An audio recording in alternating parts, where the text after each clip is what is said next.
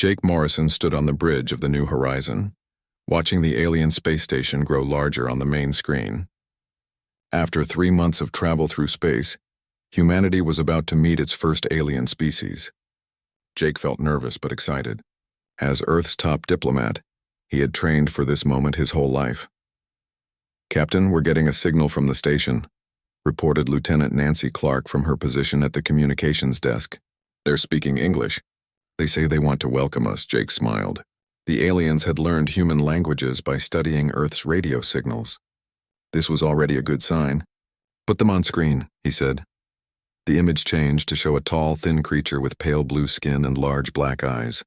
It wore flowing robes and spoke in a calm voice. "Greetings, humans of Earth. I am High Commander Vexithala of the Zephyrian Collective. We have waited long to meet your species." "Thank you for this meeting," Jake replied. "I'm Ambassador Jake Morrison. We come in peace and hope to build friendship between our peoples." The alien's expression was hard to read, but it nodded slowly. "Please dock at Bay 7. We have prepared a meeting room for our talks." As the New Horizon moved toward the docking bay, Jake felt something was wrong. The alien seemed friendly enough, but there was something in its eyes. Fear, maybe. But why would such an advanced species fear humans? Dr. Helen Carter, the mission science officer, joined Jake at the viewing window. "The station is huge," she said. "Their technology is clearly more advanced than ours. Look at those energy readings." "Yes, but they still wanted to meet us," Jake said. "That has to count for something." The docking went smoothly, and soon Jake and his small team were walking through the alien station. The corridors were wide and brightly lit, with walls covered in strange symbols that seemed to glow. Everything looked clean and perfect, almost too perfect. High Commander Vexithala met them at the entrance to a large meeting room. Up close, the alien was even taller than Jake had thought, at least 8 feet high. Its movements were graceful but quick, like a bird ready to fly away. "Please sit," Vexithala said, gesturing to chairs that had been made to fit human bodies. "We have studied your species with great interest." Jake sat down across from the alien leader. With him were Dr. Carter, military advisor Colonel Tony Brooks, and linguist Sam Hayes. They represented the best of humanity for this first meeting. "We have many questions," Jake began. "How many species are in your collective? How long have you been traveling between stars?" Vexithala's large eyes seemed to study Jake carefully before answering. "The collective includes 47 species from across this part of the galaxy. We have been united for over 3,000 of your years." "Impressive," Dr. Carter said. "We would love to learn about your science and technology. Perhaps we could share knowledge." "Yes," Vexithala said, but there was hesitation in its voice. "Though we must discuss certain concerns first." Colonel Brooks leaned forward. "What kind of concerns?" The alien leader was quiet for a long moment. "We have studied your planet and your history. Your species is unusual compared to others we have met. How so?" Jake asked. "Most species in the galaxy evolved as prey animals or peaceful plant eaters. They learned to run from danger, to hide, to work together for protection. But humans," Vexithala paused, "humans actively hunt the most dangerous creatures on their world. You seek out predators and kill them. This is not normal behavior." Jake felt confused. "We hunt for food and to protect ourselves. Many species do this." "No," Vexithala said firmly.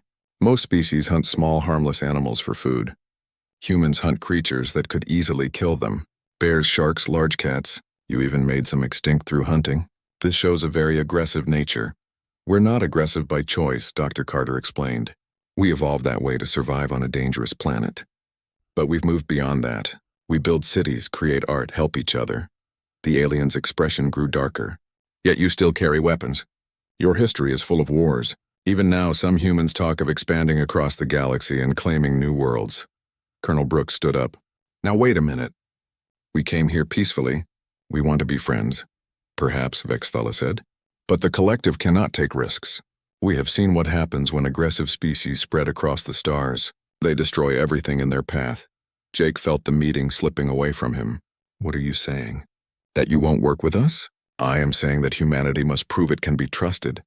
There are colonies of your people on New Terra and other worlds. If humans can show they will not expand further, if they will accept limits on their growth, then perhaps we can find a way to coexist. You want us to stop exploring?" To stay locked in a few systems? Colonel Brooks asked angrily. For the safety of all species, yes, Vexathala replied. The room fell silent. Jake knew this was exactly what Earth's leaders had feared. Contact with aliens who saw humans as a threat. We need time to discuss this with our government, Jake said carefully.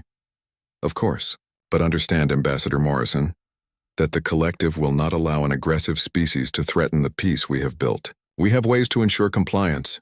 Are you threatening us? Colonel Brooks demanded. Vexathala stood up, towering over the humans. I am simply stating facts. Return to your ship. We will give you 3 days to consider our offer. As they walked back through the corridors, Jake felt sick. This was supposed to be humanity's greatest moment, and instead they were being treated like dangerous animals. Something's not right, Dr. Carter whispered. Did you see how nervous they were? They're more afraid of us than we are of them. Maybe they should be, Colonel Brooks muttered. Back on the New Horizon, Jake sent an emergency message to Earth. As he finished, Lieutenant Clark called out from her station. Sir, we're detecting ships moving in the outer system. Lots of them. And they're heading toward the New Terra colony. Jake felt his blood turn cold. The meeting had been a distraction. While they talked about peace, the aliens were already moving against human settlements. How long until they reach New Terra? He asked. 18 hours, sir. Jake stared at the screen showing the alien fleet. Humanity's first contact had just become humanity's first war. And 50,000 people on New Terra had no idea what was coming for them. Lisa Baker was drinking her morning coffee when the sky caught fire. As the settlement commander of New Terra, she started each day by watching the sunrise over the colony's main town from her office window. The view always reminded her why humans had come so far from Earth. Rolling green hills, a purple-tinted sky, and the peaceful sounds of 50,000 people building a new life among the stars. Then something roared overhead, and everything changed. The creature was massive, easily the size of a passenger jet, with wings that blocked out the sun. Its scales shone like black metal, and when it opened its mouth, Lisa saw light building inside like a small star. What in the hell is that? She whispered. The dragon fired a beam of superheated plasma that cut through the colony's power station like butter. The explosion knocked Lisa to the floor and shattered her office windows. Emergency alarms began screaming throughout the settlement. Dr. Amy Chen was in her lab studying local plant samples when the first attack hit. The former marine biologist had come to New Terra to catalog the planet's unique ecosystem. She never expected to see anything like the creature now circling above the town. The dragon landed on the colony's main hospital with a crash that shook the ground for miles. Amy grabbed her emergency kit and ran outside just in time to see 2 more dragons descending from the clouds. This isn't possible, she breathed. Dragons were myths from old Earth stories, but the evidence was right in front of her, breathing fire and destroying everything in sight. Captain Ben Rodriguez had been fixing a water pump when the attack began. The former military engineer looked up to see a nightmare from ancient legends swooping down toward the school where his daughter attended classes.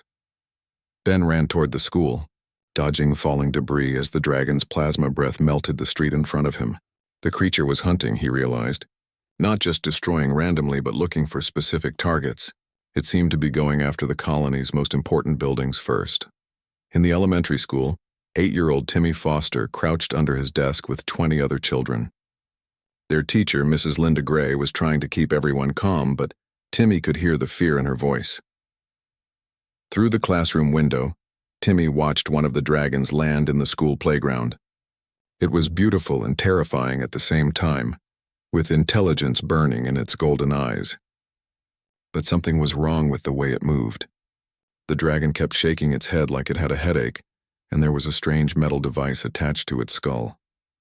Sergeant Kate Williams was in the colony's security office when the dragons arrived. The former military police officer immediately activated the emergency protocols, but their weapons had been designed to handle human threats, not flying monsters that could melt steel with their breath. All units, fall back to defensive positions, she ordered over the radio. Civilians to the underground shelters immediately. Through her office window, Kate watched the dragons work together with military precision. They attacked power grids, communication towers, and transportation hubs. This wasn't random destruction. It was a coordinated assault designed to cripple the colony's ability to fight back or call for help. Lisa Baker, reached the emergency command center just as the second dragon began its attack on the residential district. The underground bunker was filling with terrified colonists. But there wasn't room for everyone. "Status report," she demanded. "3 dragons, each about 200 feet long," reported Security Chief Dan Murphy. "They're using some kind of energy weapon that cuts through our strongest materials. Casualty reports are still coming in, but it's bad." "What about our defenses?" "Useless. Our energy shields can't stop those plasma beams, and our weapons barely scratch their scales." Lisa felt helpless. The colony had been built for peaceful purposes. They had basic defenses against pirates or wild animals, but nothing that could fight creatures like these. Dr. Amy Chen made it to the emergency shelter under the hospital. Dozens of injured people were being brought in, many with burns from the dragon's plasma breath. As she worked to help the wounded, Amy's scientific mind kept analyzing what she had seen. The dragons were clearly intelligent. Their attacks were too coordinated for simple animals, but they also seemed to be in pain. She had noticed all 3 creatures making the same head-shaking motion that Timmy Foster had spotted. "Dr. Chen," called Nurse Betty Clark, "we need you over here."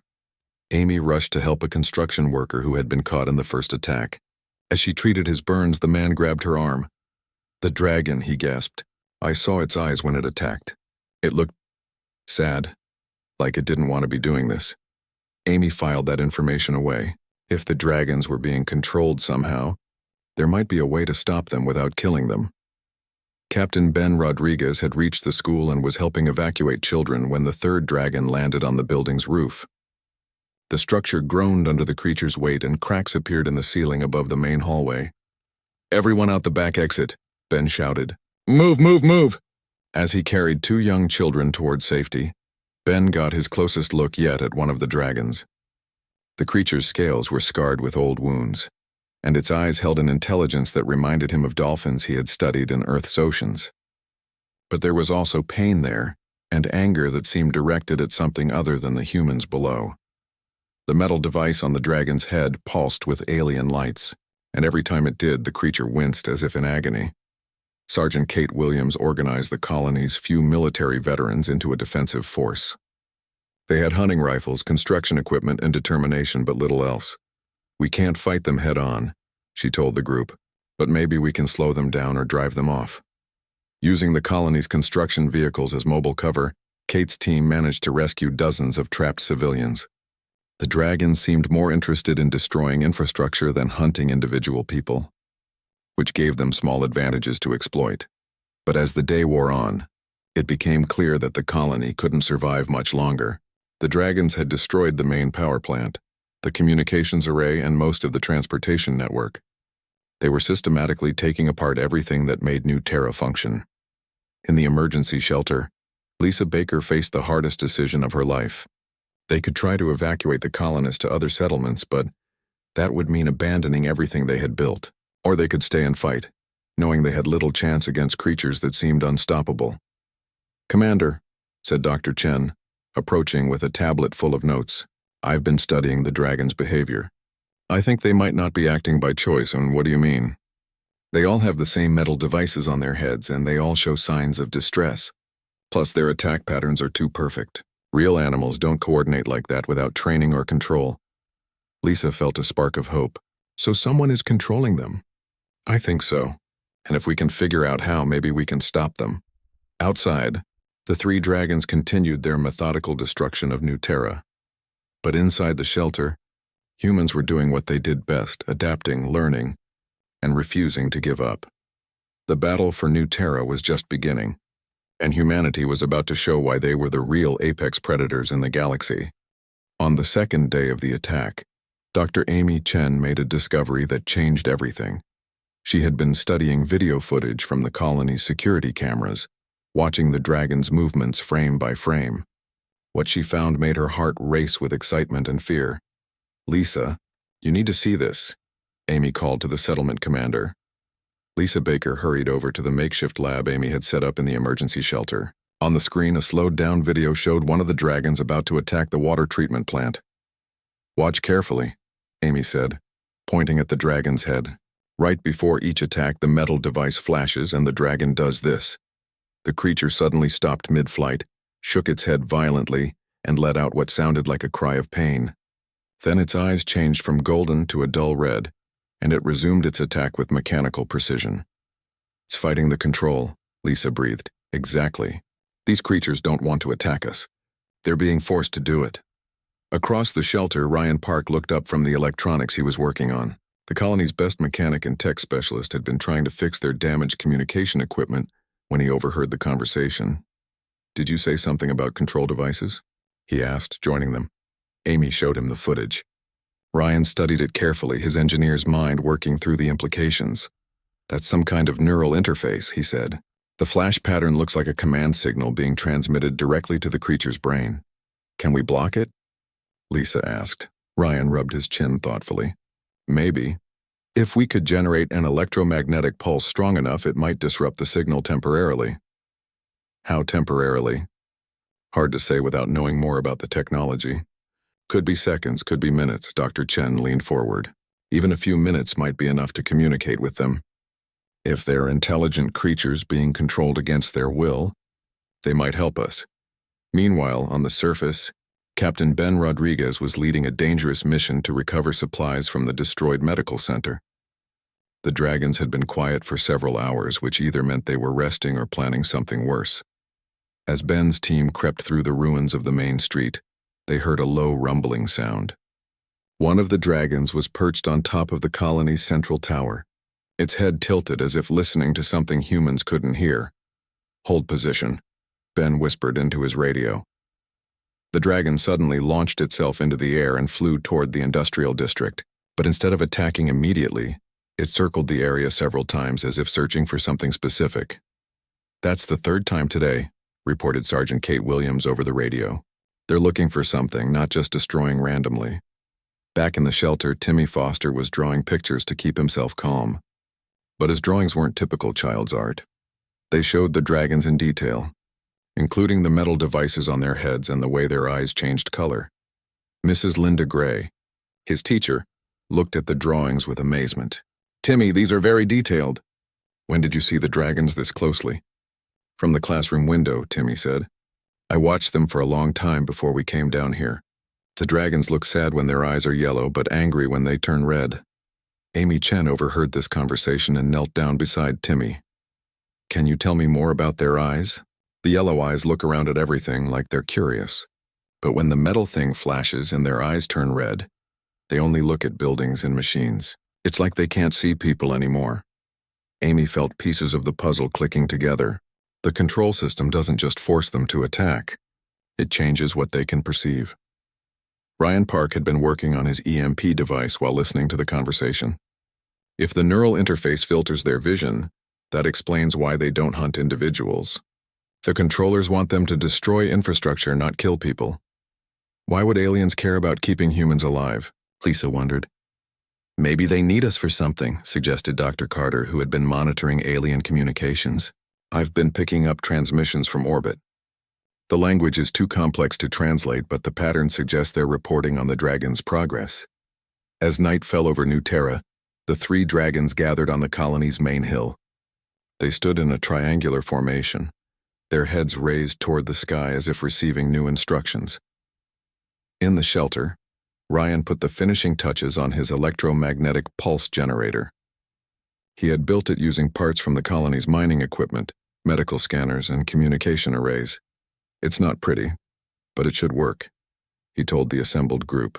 "The pulse will be strongest within about 100 meters, and it'll last maybe 10 seconds before I have to recharge it." "That's not much time," said Kate Williams. "It's enough," Amy insisted. "If the dragons are as intelligent as I think they are, 10 seconds could be enough to establish communication." Lisa looked around at the faces of her people. They were tired, scared, and desperate. But they were also determined. Human beings had never been good at giving up. "What's the plan?" she asked. Amy pulled out a tablet showing the colony's layout. "Tomorrow morning, the dragons usually start their attacks at the Eastern Industrial Complex. If we can get Ryan's device close enough to one of them, we might be able to free it temporarily." "And then what?" "Then we try to talk to it." Ben Rodriguez shook his head. "You want to walk up to a creature that could melt you with its breath and try to have a conversation?" "That's exactly what I want to do," Amy said firmly. Because if we can turn even one dragon to our side, we might have a chance. That night, while most of the colonists tried to sleep, Amy worked on a communication plan. She studied everything humans knew about animal psychology, combined with her observations of dragon behavior.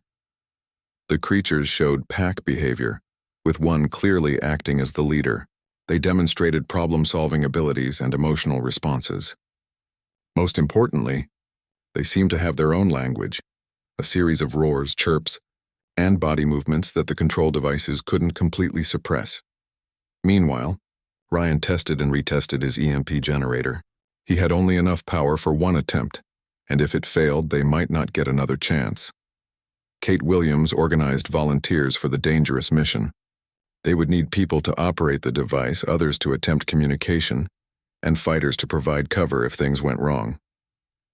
As dawn approached, Lisa Baker made her final preparations. She would lead the mission herself, despite objections from her staff. As settlement commander, the responsibility was hers.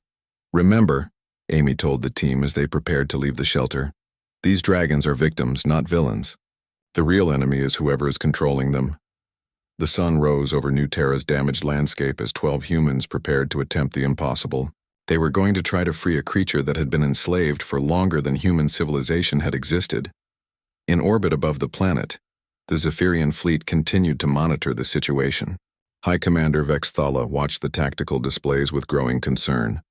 The humans were supposed to have been eliminated by now, but instead they seemed to be studying the dragons. Increase the neural control signal strength, Vex Thala ordered. These creatures must complete their mission. But down on New Terra's surface, a small group of humans was about to prove that the strongest chains could be broken by understanding, courage, and the refusal to accept defeat. The real battle was about to begin. The morning air was thick with smoke as Lisa Baker's team crept through the ruins of New Terra's industrial district. Ryan Park carried his electromagnetic pulse device, a crude-looking machine that weighed 50 pounds and hummed with barely contained energy. Dr. Amy Chen moved beside him, her tablet ready with communication protocols she had developed through the night. Behind them, Captain Ben Rodriguez and Sergeant Kate Williams provided security, while Sam Hayes, the linguist, prepared to record everything for later analysis. "Dragon approaching from the east," whispered Kate through her radio. "Big one. Looks like the pack leader." Amy felt her heart pound as the massive creature came into view.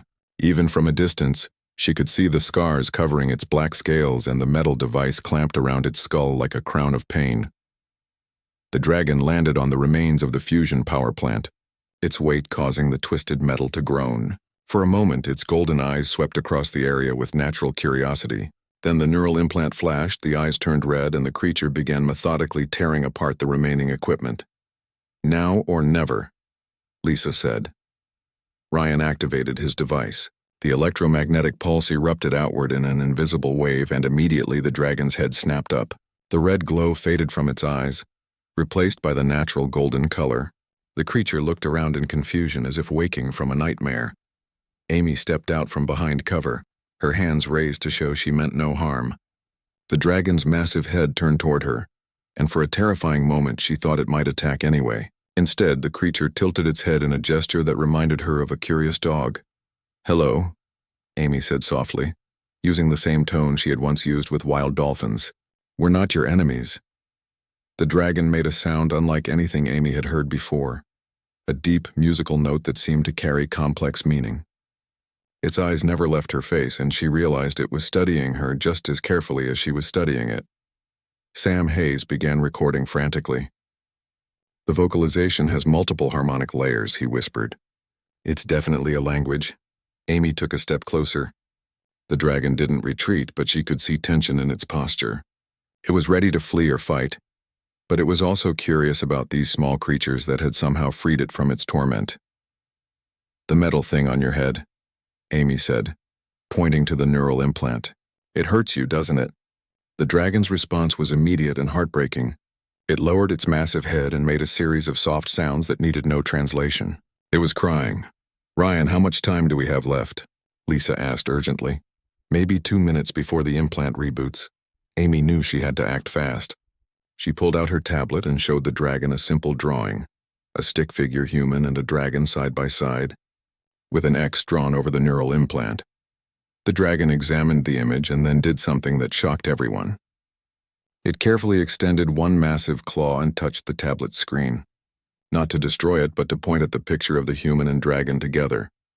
"It understands," Sam breathed. "It knows we want to help." The dragon suddenly looked up at the sky and let out a warning call. 2 more dragons were approaching, still under alien control. Their eyes glowed red as they descended toward the industrial complex. Without hesitation, the freed dragon positioned itself between the humans and its approaching packmates. It spread its wings wide and roared a challenge that shook the ground. "It's protecting us," Kate said in amazement. The controlled dragons landed 50 meters away, their mechanical movements a stark contrast to their free companions' natural grace. For several tense seconds, the 3 creatures faced each other in a standoff. Amy watched the interaction carefully. The free dragon was trying to communicate with the others, using a complex series of sounds and body language. But the controlled dragons responded only with aggressive postures, their red eyes fixed on the industrial complex they had been ordered to destroy. "The implant's rebooting," Ryan warned. 30 seconds, Amy made a desperate decision. She ran toward the free dragon, ignoring the shouts of her team. The massive creature looked down at her as she approached its head. "We can help all of you," she said urgently. "But you have to trust us." The dragon's golden eyes met hers, and Amy saw an intelligence that was both alien and familiar. This was a being that had known joy and sorrow, freedom and slavery. It had a family, a culture, a history that stretched back millennia. The neural implant suddenly flashed bright red. The dragon's eyes began to change color, and Amy saw the exact moment when its free will was stolen away again. But just before the red glow fully took hold, the creature did something extraordinary. It touched its massive claw to Amy's hand, so gently that she barely felt the contact. Then it threw back its head and let out a sound that was part roar, part song, and part promise. The message was clear. "I remember you." Amy ran back to her team as the dragon's eyes turned fully red. But its behavior was different now. It destroyed the remaining equipment as programmed, but it also did something the aliens hadn't ordered. It carefully carved symbols into the metal debris. Symbols that looked suspiciously like a primitive map. "Did you see that?" Sam asked excitedly. "It's trying to give us information even while under control." The other 2 dragons finished their destruction and took to the sky. But the one Amy had touched lingered for a moment. As it flew away, it dropped something near the human team. A piece of metal torn from its own neural implant. Ryan examined the fragment carefully. "This is incredible. The technology is incredibly advanced, but it's also damaged. I think our dragon friend tried to break free and managed to tear off a piece of the control device. Can you learn anything from it?" Lisa asked. "Maybe. If I can figure out how the control signals work, I might be able to build a more effective jamming device." As they returned to the shelter, Amy felt a mixture of hope and sorrow. They had proven that the dragons could be freed, but only temporarily. Somewhere in space, an alien civilization was torturing these magnificent creatures and forcing them to be weapons of destruction. Back in the underground shelter, the team shared their discovery with the other colonists. The news spread quickly. The dragons weren't evil monsters, but victims of alien cruelty. "This changes everything," said Mayor Alex Thompson. "We're not just fighting for our survival anymore. We're fighting to free an enslaved species." Timmy Foster, who had been listening to the adults talk, raised his small hand. "Dr. Chen, did the dragon seem happy when it wasn't being controlled?" Amy knelt down to his level. "Yes, Timmy, I think it was very happy, even if just for a few minutes." "Then we have to help all of them," the boy said with the simple certainty that only children possess. That evening, Ryan worked late into the night analyzing the implant fragment. The technology was far beyond human understanding, but he was beginning to see patterns in its design. More importantly, he was seeing weaknesses. Dr. Chen reviewed the recordings of the dragon's vocalizations, trying to decode the meaning behind the complex sounds. With Sam's help, she began to identify recurring patterns that might represent basic concepts. Meanwhile, Captain Rodriguez and Sergeant Williams planned defensive strategies based on their new understanding of the enemy. If the dragons could be freed even temporarily, it might be possible to coordinate attacks against the real threat, the alien ships in orbit. As the colony settled into an uneasy sleep, Amy stood watch at one of the surface access points. In the distance, she could see the 3 dragons perched on the hills around New Terra. Even under alien control, they seemed to be waiting for something. Amy thought about the moment of contact with the freed dragon. In those golden eyes, she had seen not just intelligence but wisdom. These creatures had existed for thousands of years, had built their own civilization, had families and dreams before being enslaved. "We're going to free you," she whispered to the night sky, "all of you." High above, invisible to human eyes, the Zephyrian fleet monitored the planet's surface. High Commander Vexthala studied the reports with growing alarm. The dragons were showing signs of resistance to their neural control, something that hadn't happened in over 1,000 years. "Increase security protocols," Vexthala ordered. "These humans are more dangerous than we calculated." But down on New Terra, a small group of humans was proving that the most dangerous thing in the galaxy wasn't claws or plasma breath. It was the refusal to accept injustice and the determination to turn enemies into friends. 3 days after first contact with the freed dragon, Ryan Park made a breakthrough that would change the course of the war. Working with the fragment of neural implant technology, he had managed to build a larger, more powerful electromagnetic pulse device. This one could disable the control signals for nearly an hour instead of mere seconds. The key was understanding how the aliens maintain control, Ryan explained to the assembled leaders in the emergency shelter. "They don't just send commands. They're constantly suppressing the dragon's natural brain functions. If we can block that suppression long enough, the dragons can remember who they really are." Dr. Amy Chen looked up from her translation work. Over the past few days, she and Sam Hayes had made significant progress in understanding dragon communication. "I think I can manage basic conversation now. Simple concepts like friend, enemy, help, and freedom." Lisa Baker studied the tactical situation on her tablet. "The problem is getting close enough to use the EMP device. The dragons are being more closely watched now. I think the aliens know what we're trying to do." Captain Ben Rodriguez pointed to the map. "What if we don't go to them? What if we bring them to us? How? The dragons have been systematically destroying our infrastructure, but they've avoided the residential areas. If we set up the EMP device in the colony center and give them a target they can't ignore, they'll have to come close." Sergeant Kate Williams nodded slowly. "Use ourselves as bait. It's risky, but it might work." Meanwhile, in orbit above New Terra, Ambassador Jake Morrison and his diplomatic team were still prisoners aboard the Zephyrian command ship.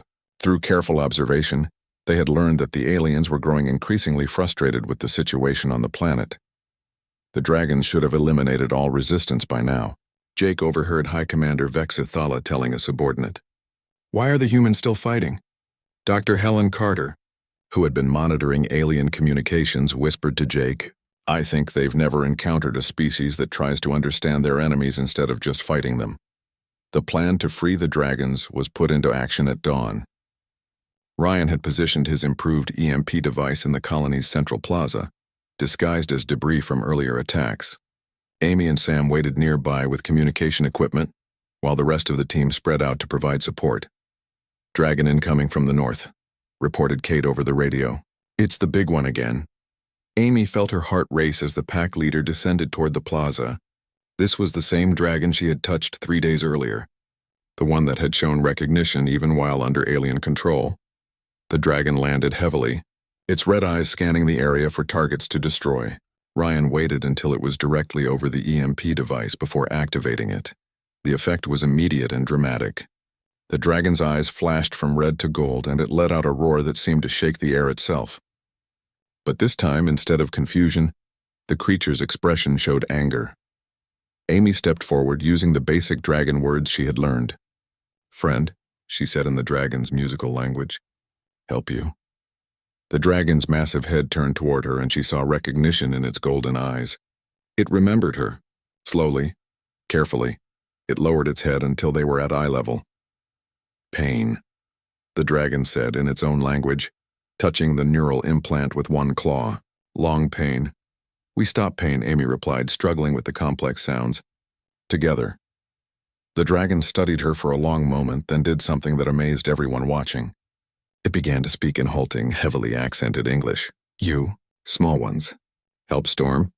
Amy gasped. Storm? Is that your name? Storm is what I am called by my people. Before the metal painmakers took us, Sam Hayes recorded frantically while Amy continued the conversation. How long have you been controlled, Storm? The dragon's eyes grew sad. Many seasons. More than small ones have been alive. The metal painmakers came to our world when Storm was young. They took all dragons, made us destroy other peoples across the stars. How many other peoples? Lisa asked, joining the conversation. Many. Too many. Storm remembers their screams. The great creature's voice broke with emotion. Could not stop. Could not choose. Only watch and feel shame. Amy felt tears in her eyes. That wasn't your fault, Storm. You were slaves. Yes, slaves, but you free Storm's mind, even for small time. How? Ryan stepped forward with his device. This machine blocks the signals from your implant. We can free you and your packmates, but we need your help to fight the aliens. Storm's golden eyes blazed with sudden hope. Free others? Free Wing Sister and Fire Brother? Wing Sister and Fire Brother are the other two dragons? Amy asked. Yes, they are Storm's family. Taken same day as Storm. Have been controlled for same long time. Suddenly, Storm looked up at the sky in alarm. The other two dragons were approaching, their red eyes glowing with alien control. They come to make Storm return to Metal Pain, Storm said urgently. Small ones must hide. No, Amy said firmly. We're going to free them too. She explained Ryan's plan to use multiple EMP devices to free all three dragons simultaneously. Storm listened carefully, then shook his massive head. Dangerous. If all three free at same time, metal painmakers in Sky will know. They will make worse control. What do you mean? Lisa asked. Storm touched his implant again. This is small control. There is bigger control in the skyships. If metal painmakers get angry, they can make dragons attack even their own family. The approaching dragons landed 50 meters away, their mechanical movements already searching for threats to eliminate. Storm's expression grew desperate. Must pretend to still be controlled, he whispered. We'll protect small ones, but must be careful. Amy made a quick decision. Storm, can you communicate with Wing Sister and Fire Brother without the aliens knowing? Yes, old dragon speech. Very quiet. Metal painmakers do not understand. Then tell them we want to help. Tell them to be ready. Storm nodded and turned toward his packmates. To the watching humans, it looked like normal dragon interaction. But Storm was actually having the first free conversation with his family in over 1,000 years. Wing Sister, a sleek female dragon with silver-blue scales, was the first to respond. Her controlled movements became slightly less mechanical as she processed Storm's message.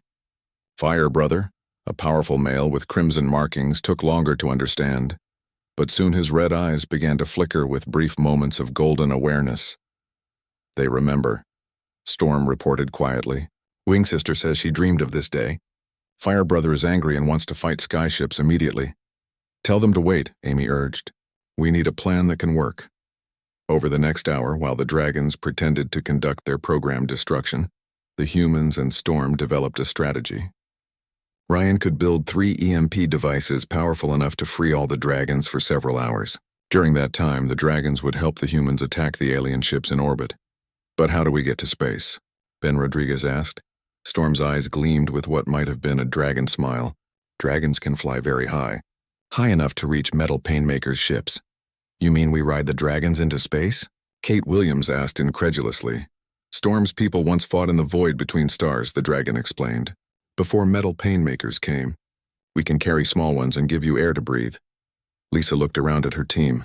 They were talking about the most desperate plan in human history. Riding dragons into space to attack an alien fleet. It was insane, impossible, and probably suicidal. It was also their only chance. How long do you need to prepare, Ryan? She asked. Give me 6 hours to build the EMP devices. But once we use them, there's no going back. The aliens will know we've freed the dragons. Amy looked up at Storm's massive form. Are you sure about this? If we fail, the aliens might do something even worse to you. Storm's golden eyes burned with 1,000 years of suppressed fury. Storm has been slave for too long. Would rather die free than live controlled. We'll help small ones fight metal painmakers. As the sun set over New Terra's damaged landscape, humans and dragons began preparing for a battle that would determine the fate of both species. In orbit above, the Zephyrian fleet continued their watch. unaware that their greatest weapons were about to become their greatest enemies. The alliance between humans and dragons was formed not through conquest or domination, but through understanding, compassion, and the shared desire for freedom. Soon the galaxy would learn what happened when the universe's most adaptable species joined forces with its most powerful one. The real war was about to begin. The attack began at midnight, when New Terra's 3 moons cast long shadows across the damaged colony. Ryan Park had worked through the day to build 3 powerful EMP devices, each one capable of freeing a dragon for up to 4 hours. Dr. Amy Chen and Sam Hayes had prepared basic communication protocols, while Captain Ben Rodriguez and Sergeant Kate Williams organized the volunteer assault. Team 12 humans would ride the dragons into space, a number that seemed impossibly small to challenge an entire alien. Fleet Storm waited in the central plaza with Wing Sister and Fire Brother, their movements still mechanical as they pretended to be under alien control. But Amy could see the awareness flickering in their eyes as they fought against their neural implants. "Everyone ready?" Lisa Baker asked, checking her environmental suit one final time. The plan was desperate in its simplicity.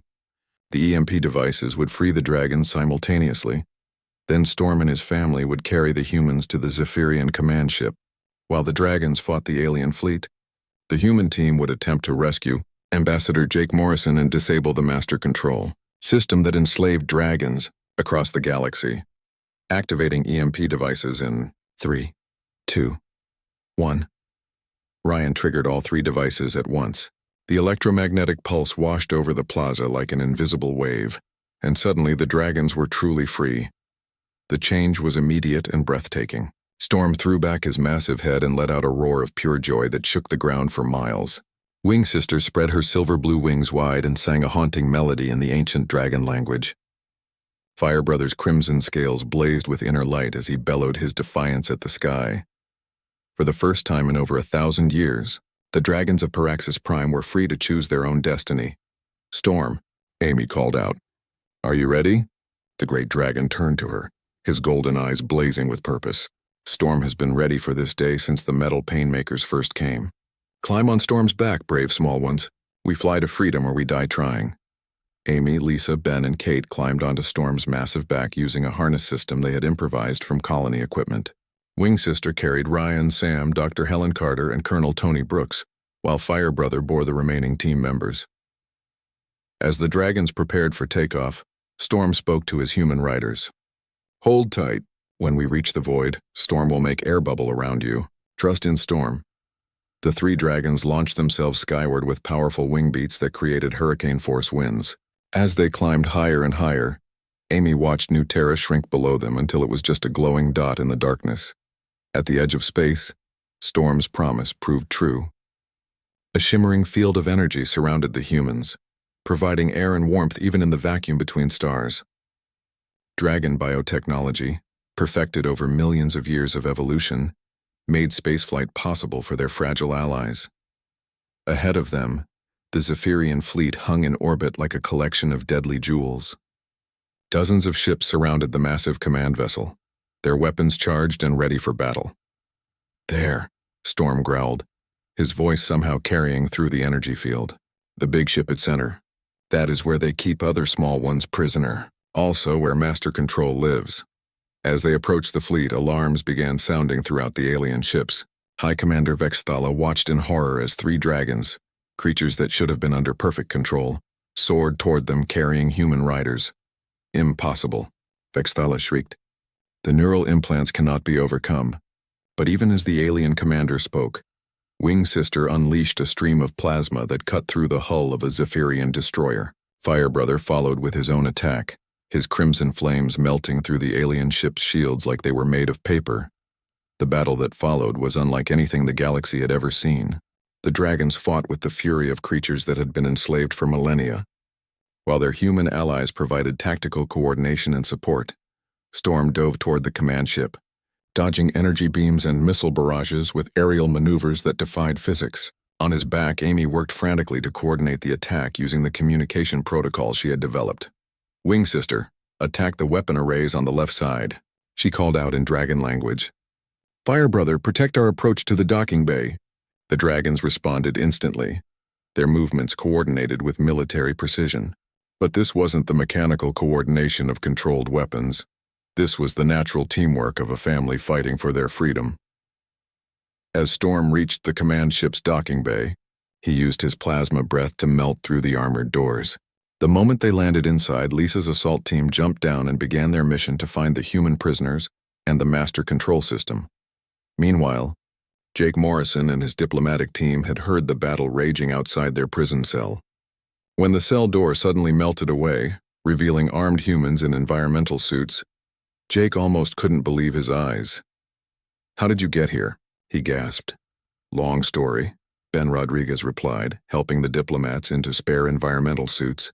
"Right now we need to find the master control system. Amy thinks it's what's been controlling dragons across the galaxy." Dr. Helen Carter pointed down a corridor lined with alien computer systems.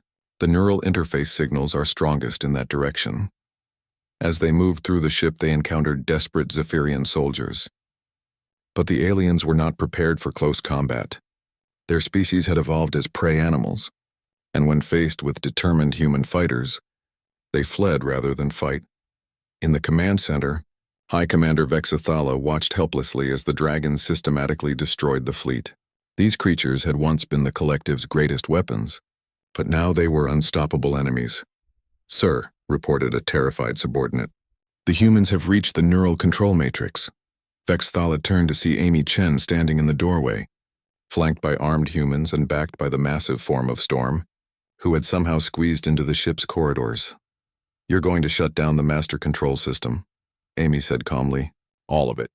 Every neural implant on every enslaved creature across the galaxy." "Impossible," Vexathala replied, though fear made the alien's voice shake. "Without the control systems, the collective will fall apart. Dozens of species depend on our protection." "Protection?" Storm's voice rumbled with barely contained rage. "You call slavery protection?" Jake Morrison stepped forward, his diplomatic training taking over. "High Commander, we're offering you a choice. Shut down the control systems voluntarily, and humanity will help you rebuild your civilization based on cooperation instead of domination. Refuse and the dragons will make that choice for you." Vexathala looked around the command center, seeing the fear in the eyes of the Zephyrian crew. Outside, the battle continued as Wing Sister and Fire Brother disabled ship after ship. The alien fleet was being systematically destroyed by the very weapons they had created. "You don't understand," Vexathala said desperately. "Our species cannot survive without controlling others. We are natural prey animals. We evolved to be afraid, to hide, to manipulate from the shadows."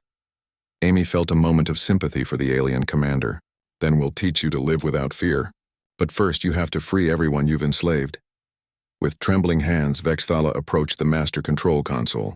The device was massive, covering an entire wall with crystalline interfaces that pulsed with alien energy. "If I do this," the alien commander said, "thousands of enslaved creatures across the galaxy will be freed simultaneously. Some may seek revenge against their controllers.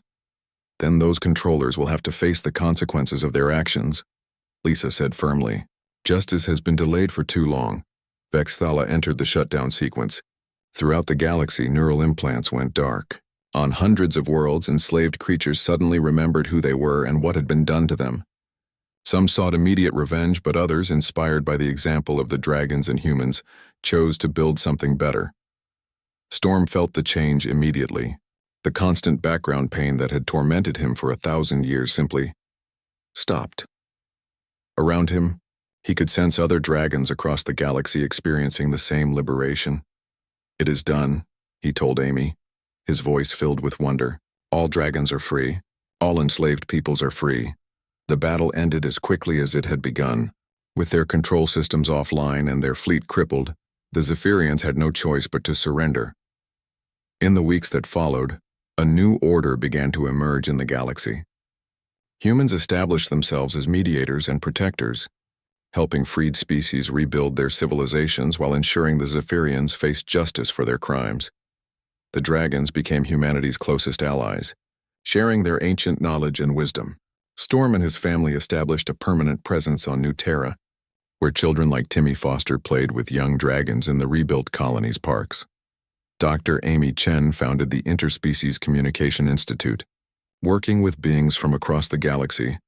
to develop better ways for different species to understand each other. Her first student was Storm, who proved to be a gifted teacher as well as a formidable ally. Jake Morrison became Earth's first galactic ambassador, working to establish a new confederation based on cooperation rather than